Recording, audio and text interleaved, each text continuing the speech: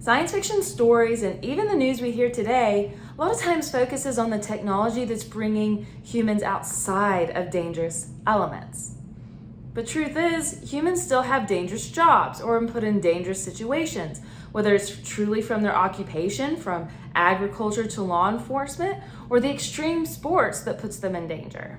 So what about that technology? The technology that not only protects them today and in real time, but also years into the future, because what we're seeing is that the toxins and the exposure and the dangers that athletes or professionals or people just at home are put in today can affect them years into the future, not only causing chronic health conditions, but even early death. That's what we're talking about today on Not So Science Fiction. I'm Catherine Dollar, and I'm excited for you to join us on this journey. By the way, today's Nerd Talk is brought to you by Moxie Blue Media. Moxie Blue Media is a story and content creation company using stories to improve the way we live, communicate, innovate, and conduct business. So check them out if you're looking for a better way to improve your marketing, sales, and innovation communication efforts. Zach, I am so excited to talk to you today because you are such an expert in this field of something I wanted to touch on.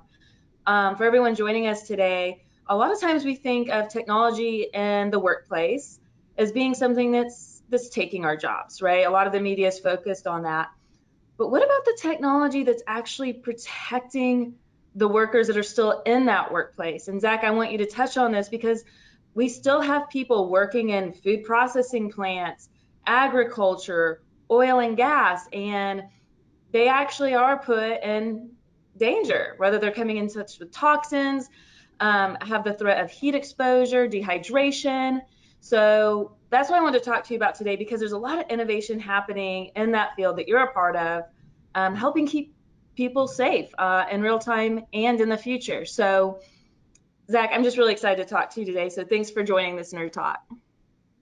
Well, thank you so much, Catherine. It's a pleasure to be here, and I'm delighted to have the conversation. Awesome. So for everyone that's joining us on this Nerd Talk today, can you explain in some of these scenarios what is typically done to keep these workers safe?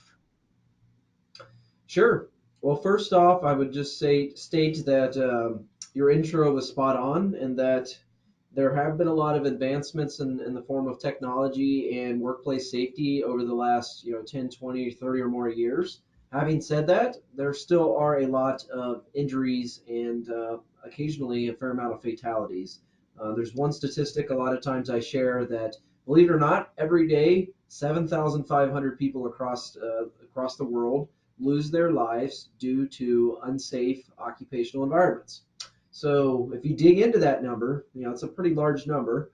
About 14 to 15% of those are from accidents. So that is people getting crushed by machinery, falling, etc. And then the other 85-ish percent are actually chronic exposure to conditions at work. So think of toxicants and dangerous chemicals that they may be exposed to. And a lot of times, those aren't fatal or, that toxic in short quantities. It's really that cumulative exposure. So I just wanted to start off by saying that, this is a problem. It is a worldwide problem. It's a large problem.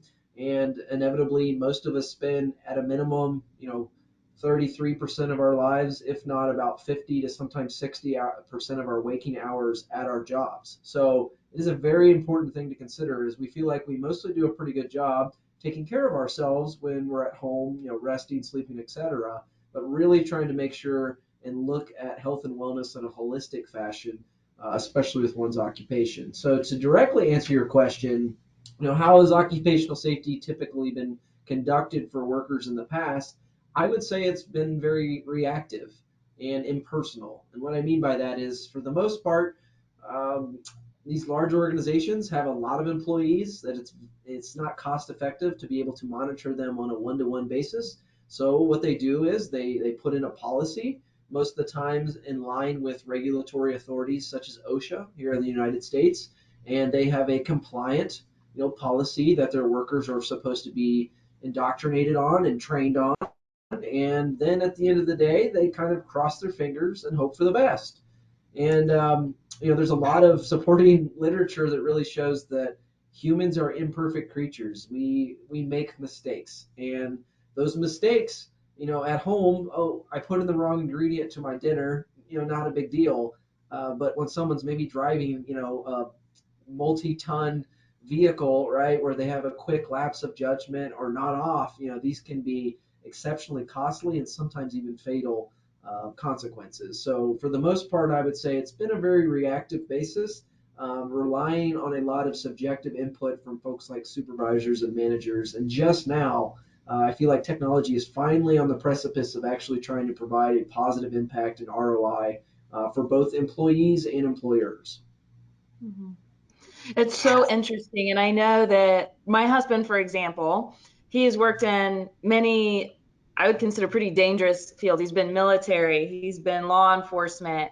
And at one point, he was in oil and gas. And he would tell me how he'd be out in the field working. There might be a manager on site and they're overseeing, I forget how many people, but there's not just one by his side. They're kind of monitoring the grounds, right? Someone you can go talk to, but that they would have, and I forget the name of this gadget that they would wear, that some kind of toxin that would be released and it was supposed to go off if it reached to a certain level. But the problem is they were supposed to have it by their neck. And he said, one, it's such a loud environment, you can't hear it going off. So by the time you might notice it going off, it might be like that's when you drop your gear and you get out. And so a lot of times they would do what they were not supposed to do, and they want to put it on their boot. So even though it's still hard to hear, it's hard to hear by their neck anyway. Like they might have an earlier warning to when that toxin's been released and it's starting to come up. So is that what you mean by reactive in that sense?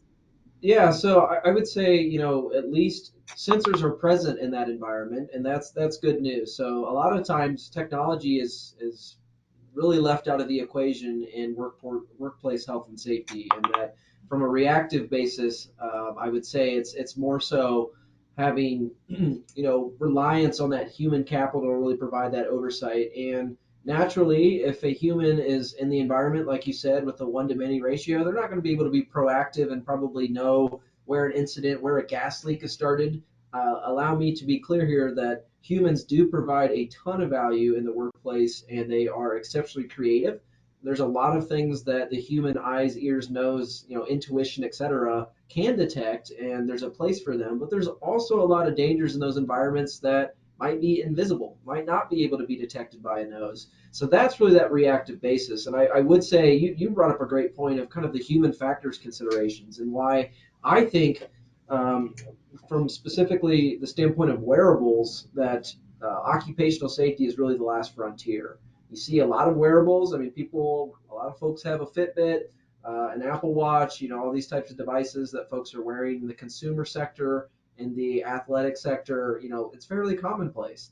Occupational safety side, not as much, not really in the workplace in general. And I think the reason for that is some of the challenges you outlined as far as placement of devices, the potential for noise, exposure, and noise pollution is what they technically call it. It's really a challenge to be able to handle that human factors element of ultimately, one, the detection of the stressor or danger, ideally, before bad things have happened, and then two is really the communication of that hazard and that finding to the correct individual, and that can include both the employee with their boots on the ground, but also their supervisor or superintendent on staff. Hmm. And something interesting you brought up before was how, what did you say, maybe only 14 or so, give or take, percent is actually, that immediate fatality or injury from slipping, falling, being crushed. But it's these long term, like what, 80, about 85% is actually just that little bit of exposure here, that little bit of something here that over time is what actually might be the cause of death or an earlier cause of death. Do you want to Yeah, that's touch on that exactly. and Yeah, that's how? exactly right.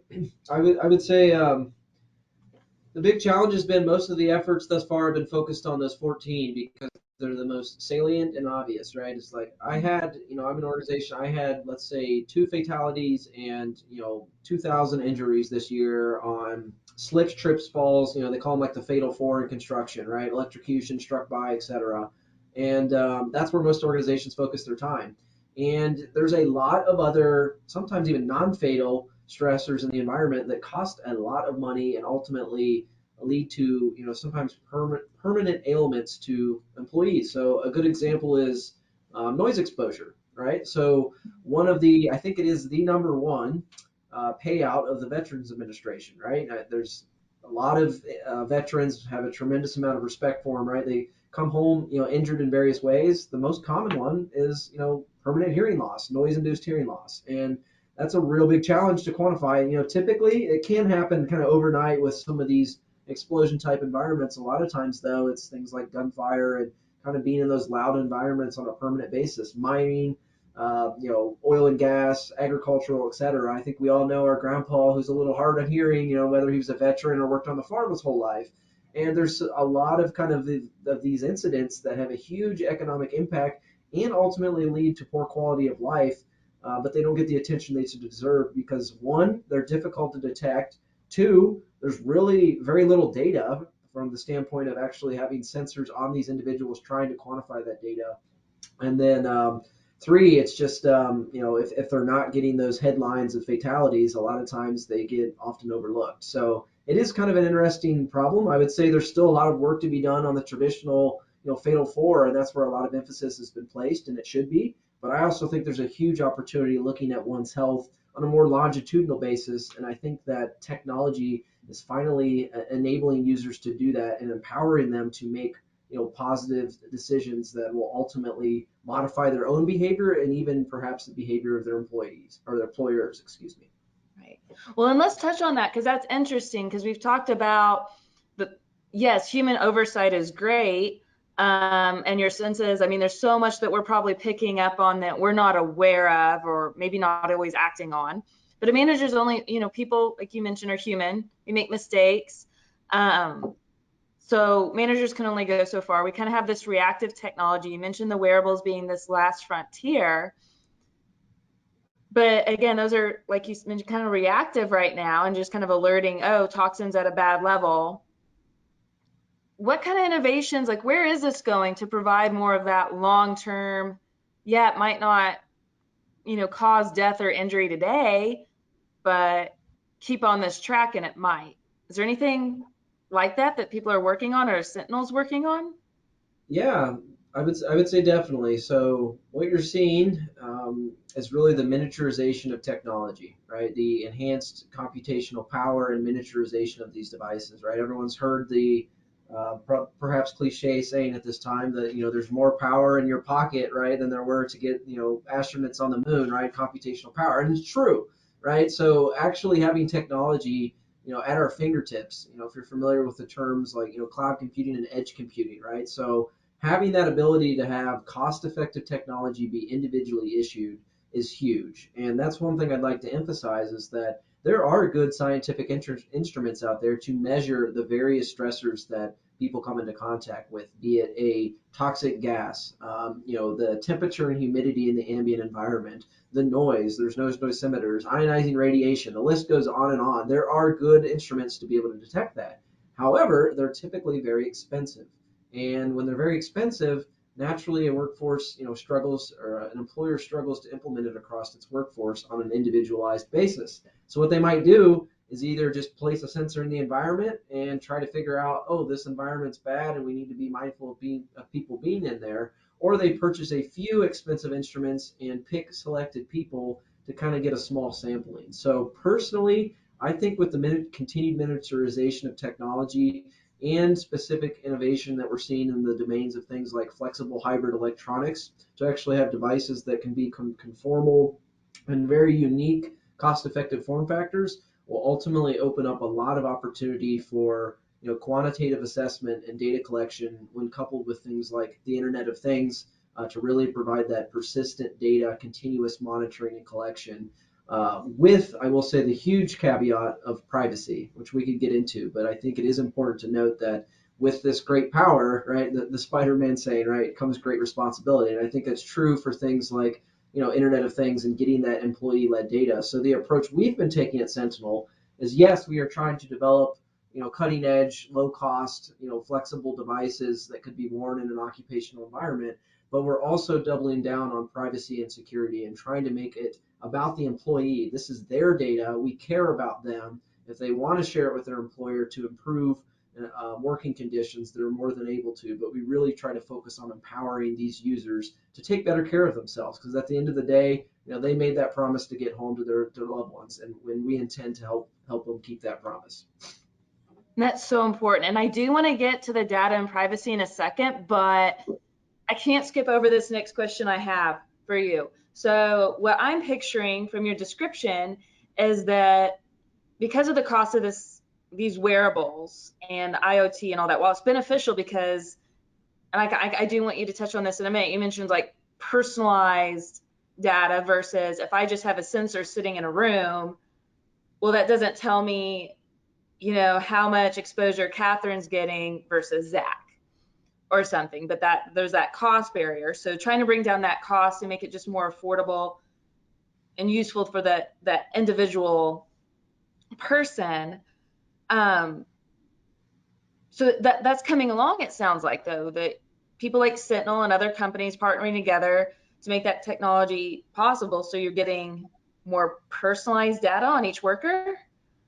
Yeah, that's the goal. So let me be clear in saying that some data is better than no data. So I am, whether if you can only afford or your IT infrastructure only allows for some sensors here and there to get some data, I think data with context with human intuition is a very powerful combination. So to be clear, something is better than nothing. But I do think the end all be all is this concept of kind of precision health. You hear it a lot kind of in the medical field of really trying to personalize those assessments and provide, precision health.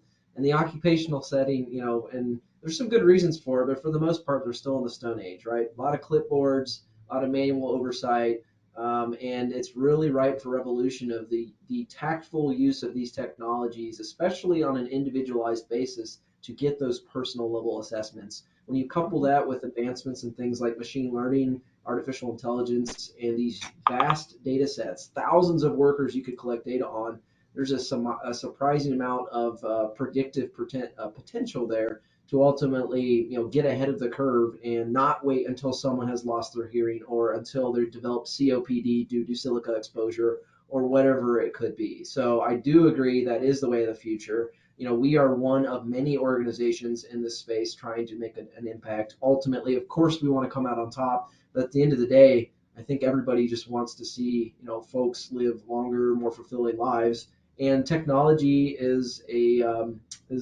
my opinion, a conduit to that. I don't think it is the solution. There's a lot of other factors such as, user friendliness, kind of adoptability of the solution, privacy and security, etc. But I do think that this concept of personalized health and safety in the workplace, in the home, etc., is really coming to bear, and it's exciting to see. It is exciting to see because, like you said, whether it's veterans coming home or going out to the field, any workers, we want everyone to be able to return home, but also have a long, healthy, happy life and not see injury later. So I want to go down the rabbit hole on this. You mentioned all this data. So let's say a company does invest in some equipment. So maybe they do just have, the sensor on the wall for certain things, but that their workers are wearing a lot of different wearables. Maybe there's one for hearing and there's one for other personalized toxins or whatever they've added on. That would be like a lot of data, right? For a company to be ingesting. I mean, I could have 10 points of data just on me, times that by 1,000 workers. So is there any kind of solution that Sentinel or what you're seeing come about to make sense of that? I mean, you mentioned the machine learning, the AI, and something more predictive, but how can you make sense when you're receiving that much data? Yeah, and I would take it a bit further as, I mean, you could have 100 points of data per second, right, on each worker. So, I mean, it truly does just start to get incredible the amounts of data that you could distill or collect. But ultimately, I think the most important thing is, I've spoken to a lot of health and safety managers, or ultimately caregivers is what I'll call them, folks that are responsible for the health and safety of others. And, data is useful, but data in isolation really doesn't do much, right? I could give you here, Catherine, here's 40 terabytes of data on workers. Just plop it to you. Here's a hard drive, right? That doesn't tell me anything. It's really the piece that we're looking for is that insights. So there's a lot of work to be done.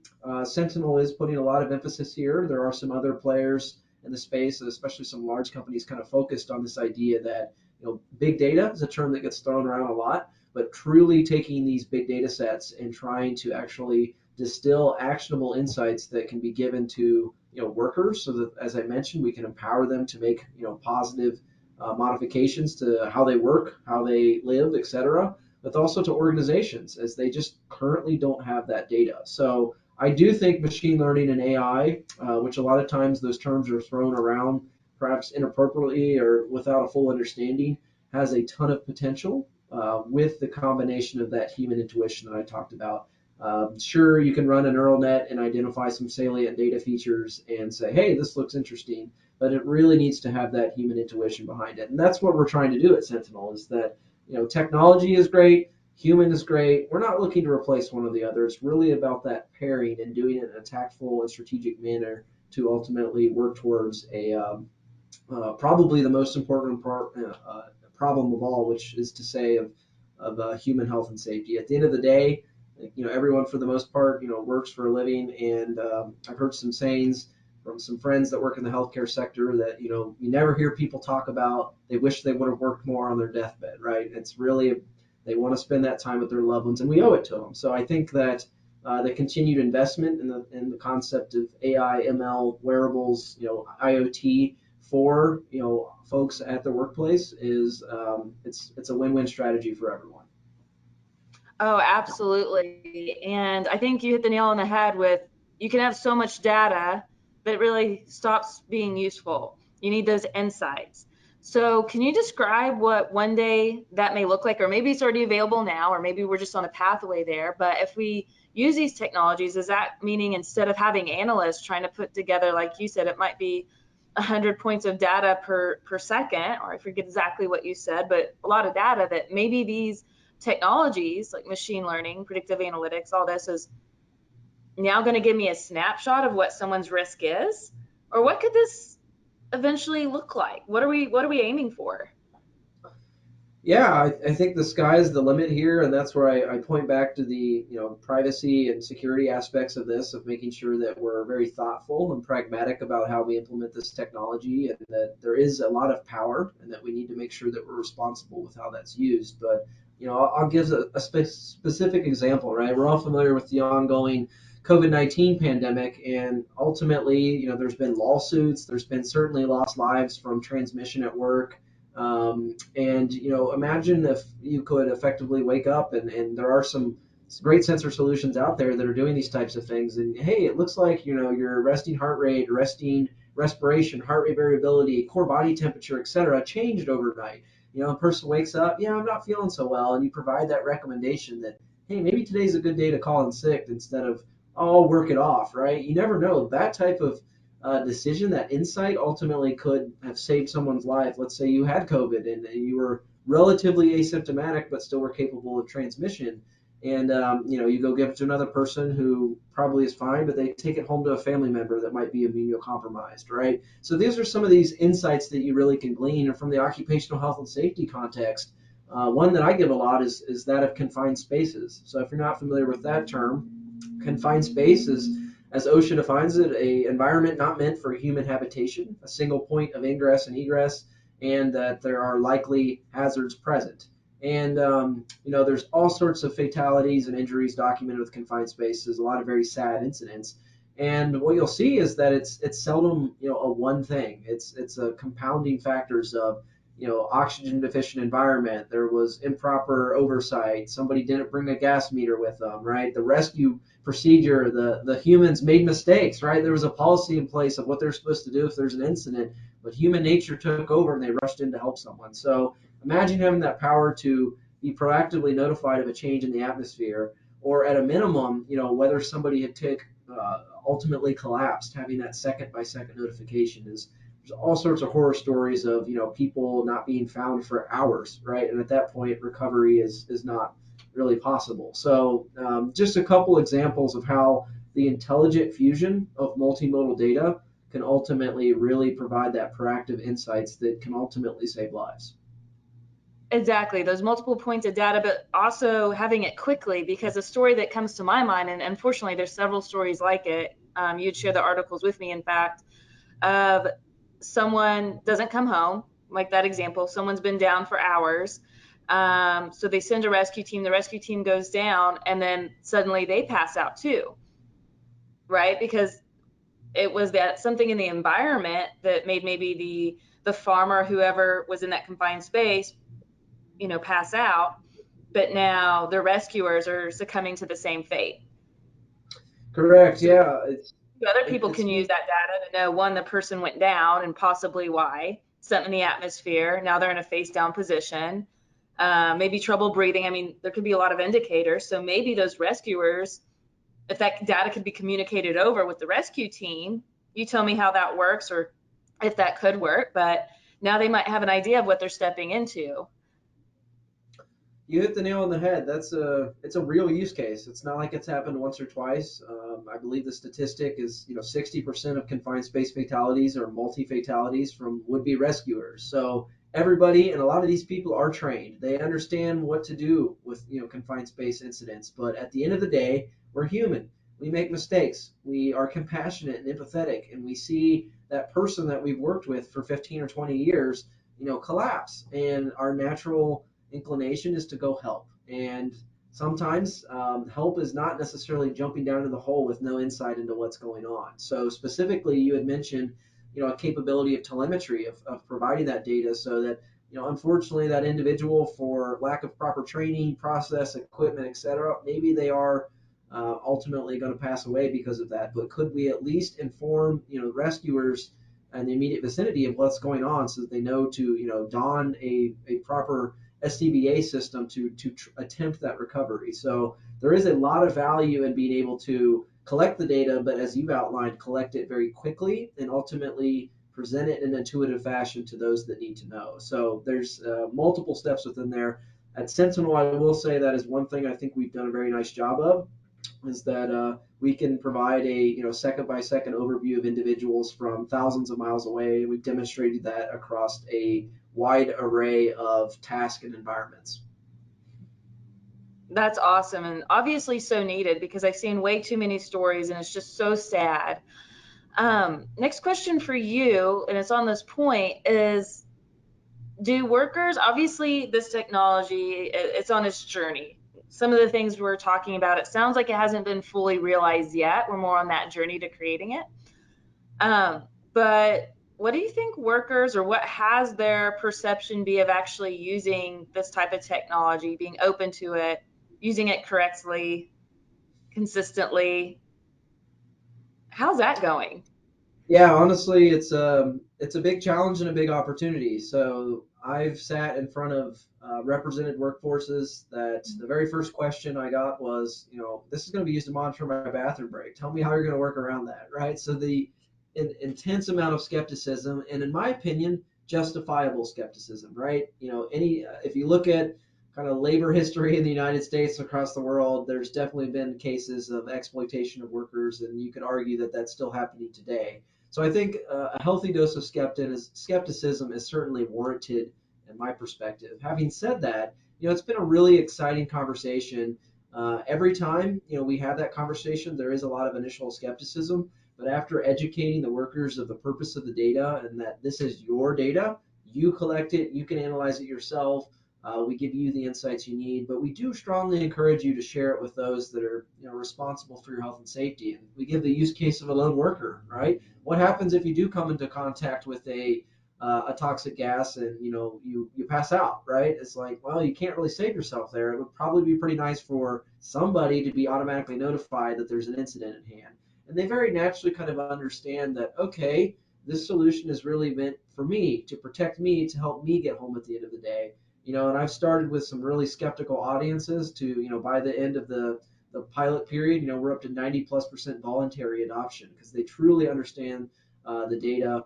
I truly understand how it's being used. And then ultimately, we've spent a lot of time on the element of privacy and security, making sure that the data are safeguarded in an appropriate manner to make sure that only the right people have access and that it's being used appropriately. So it is a exciting conversation. It's a tough one at times, but with speaking with open candor with these folks and relaying their concerns and trying to make sure that the technology is mindful of that is kind of the approach we've taken. And we received a lot of success there, specifically to our solution. Safeguard provides a lot of extensibility on some of these privacy and security factors. So, think of things like anonymization, right? Of that, maybe the employee can monitor themselves, but a supervisor only gets a summarized view of workers in a specific environment unless there's, let's say, a hard fall and no motion detected. Then we know, okay, that person, we might need to reveal their identity just to make sure they're rescued. So we've put a lot of thought in that area because it is the primary obstacle, but also the primary opportunity is what we have found that once employees get over that obstacle,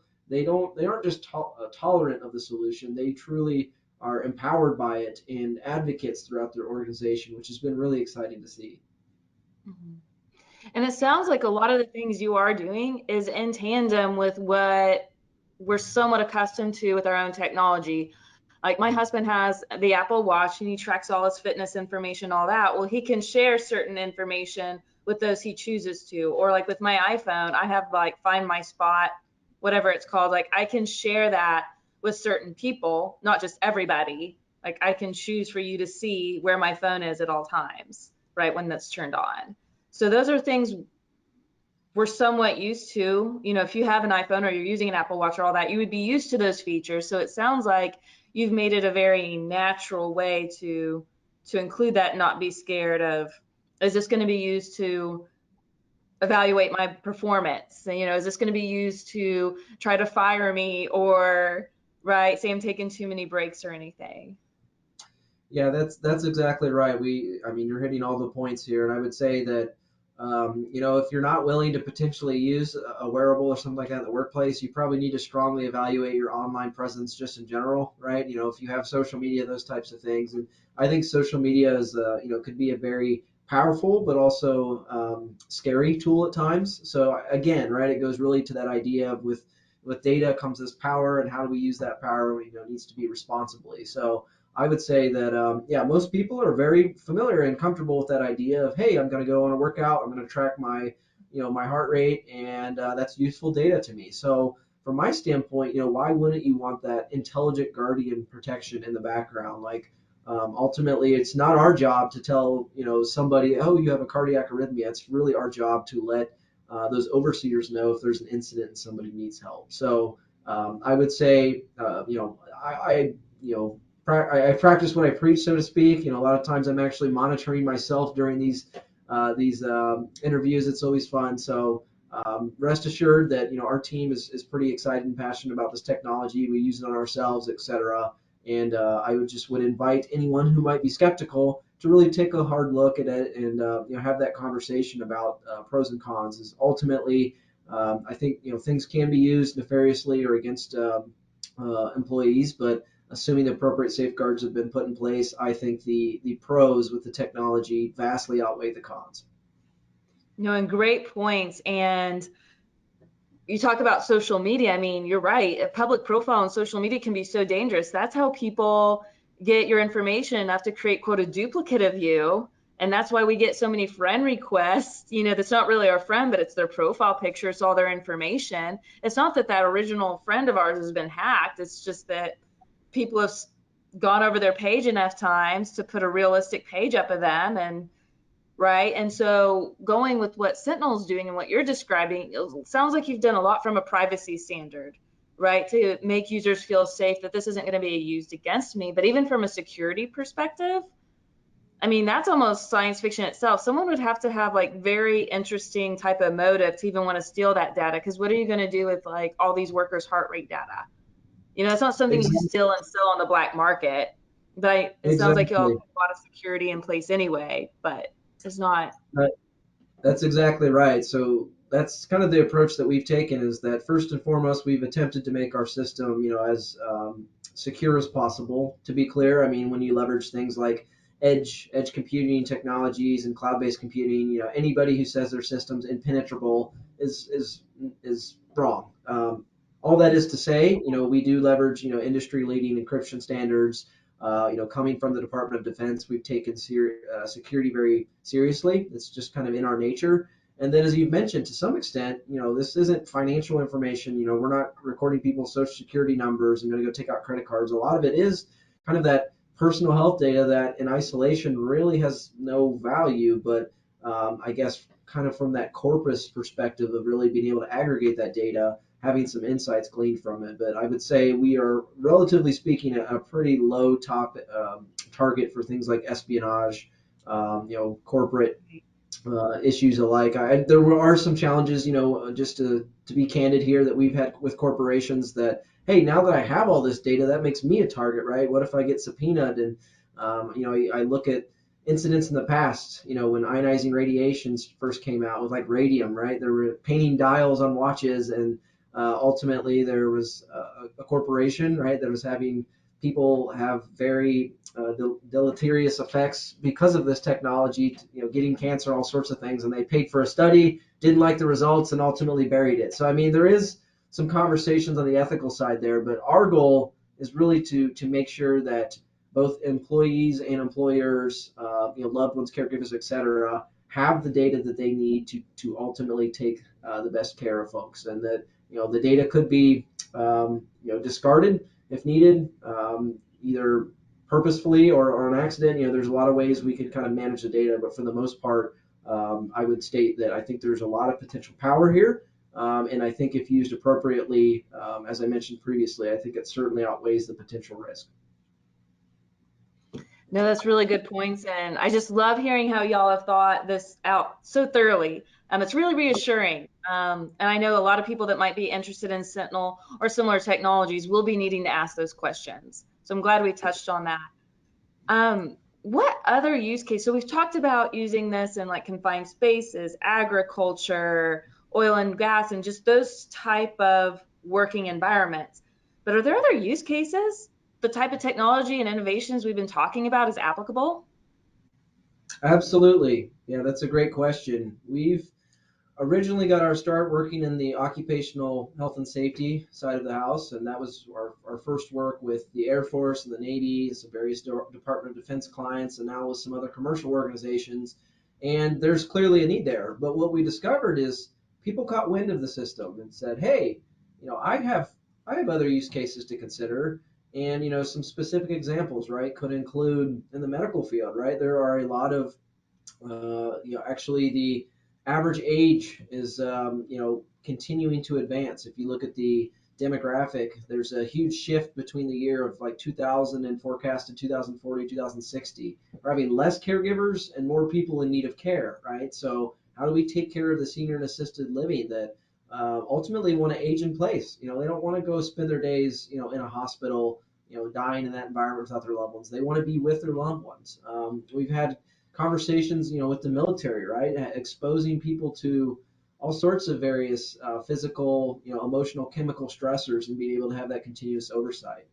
Athletes, folks that are running ultra marathons and triathlons, right? You hear these stories where people are running together by themselves and maybe they collapse, right? And not having anybody around to help them. So you mentioned agriculture. I mean, the unifying theme here is this idea of risk prediction. And what I mean by that is there's a lot of health and safety risk, as what we call is risk at the edge, out of the traditional four walls of an office or a hospital.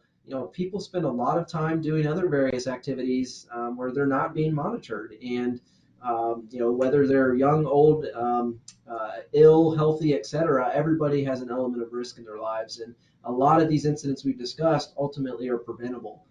So I think there's humongous potential, outside of occupational safety as well, in things like health and wellness, physical performance, law enforcement, public safety. We've truly seen quite a bit of interest from a surprising wide array of organizations that really have that problem of, what is the value of predicting risk in your enterprise, and how can you do that? So it's been an exciting conversation to have, and we're excited to see where it goes. That is exciting because I remember, I mean, speaking about the runners, and that health and wellness side of it. Yeah, living alone before I was married, sometimes you'd get a little nervous because like, would someone I mean, my mom calls me like every day, so I'm good there. If I don't answer, you better believe she's calling the cops. And, but yeah, I could see where that'd definitely be applicable. And I got to ask, I know we only have a few more minutes, but you talk about this prediction of risk and the risk at the edge. Is that how Sentinel got started? Or I mean, it sounds like y'all really got started with the Department of Defense. So they obviously had a need that they weren't, and tell me if my assumption's wrong and what I understood you to say is incorrect, but there was something missing out there where you're coming in to fill that gap. Yeah, we started with a very specific application of quite literally folks crawling around in, shipping areas of ships and cargo containers and aviation fuel cells and all sorts of not fun nooks and crannies. Some of them are this tall, right? You got to be on your belly, and if you're claustrophobic, not the type of job for you. So it was a very specific application to start of, hey, we have individuals in these environments that are exposed to various stressors and hazards. And right now we have a very, hands-on, human capital-driven system for monitoring them. It's very effective. It does a good job, but we'd like to see if there's a way to be more effective both in the management of that, but also provide an equivalent or ideally better level of safety monitoring. And then what we started experiencing is, as we had those conversations with other Department of Defense potential clients and through customer discovery with various commercial agencies, is it's a really interesting space out there. Every environment is different. Every task is done a little differently. So any technology meant to address that really has to have a lot of extensibility and flexibility built into it to cater to the job at hand. So that's where we've really started opening up the aperture in this idea of risk prediction to see if we can get ahead of the curve, and especially some things like heat stress and noise, permanent hearing loss from noise exposure. A lot of these things, if detected early enough, can be completely mitigated. Of course, things like toxic chemicals, sometimes it's a little difficult, but truly, there is a world of opportunity, and it's been a blessing and a curse actually for us. Is that the blessing being so many applications of the technology, the curse being, when you have police departments and oil and gas clients and the Department of Defense and healthcare agencies all saying we want the technology, sometimes it's really difficult to identify what market you can have the most impact. Is there a supporting business model? Because sometimes there's always a need, but whether or not there's a willingness and ability to pay can be a different question. So it's been exciting both from the technology standpoint, but also from the standpoint of trying to understand how each of these independent markets works with respect to technology procurement and adoption. Oh, that's a really interesting point. And you know what? Maybe today's listeners can help you with that. You've talked about all the different industries this might be applicable. Maybe we should just have people reach out to you and say, I'm in healthcare, I'm in law enforcement, I'm interested. Yeah, what do you think? Would that be helpful to? Yeah, I'd love it. I'm always up for learning. I've spoken to probably 300 or 400, folks that care about health and safety in the last year, but I want to get to more, right? Can we do 1,000 this year? Like there are all sorts of applications. I am uncovering them, daily or weekly. And wow, I haven't thought about that. So what I would say is, yeah, feel free to reach out. Our team at Sentinel is, passionate. We have a lot of expertise in the applied assessment of human health, safety, and performance, wearables, IoT, big data. So we'd be happy to just talk with you. If there's an application for our technology and we think we can help you, definitely happy to have that conversation. Or if not, we do have a pretty good understanding of other players in the space and other organizations. So more than happy to field any conversations with interested folks. I love it. And so everyone, I'm going to be sharing the Sentinel website, and you can see Zach's name here next to him. So reach out in the Sentinel, order me, Catherine Dollar at Not So Science Fiction. I'm happy to make an introduction for you. And you can continue this conversation, see if it's a right fit, get some questions answered, or just ideate together. So, Zach, thanks so much for joining Not So Science Fiction today. I always enjoy our nerd talks. I knew this was going to be a really great one, and I'm looking forward to the next time. Well, thank you so much for hosting me, Catherine, and it's been a pleasure talking with you. Thank you for the great questions, and excited we can continue to have this conversation on such an impactful topic such as human health and safety and ultimately life. But thank you.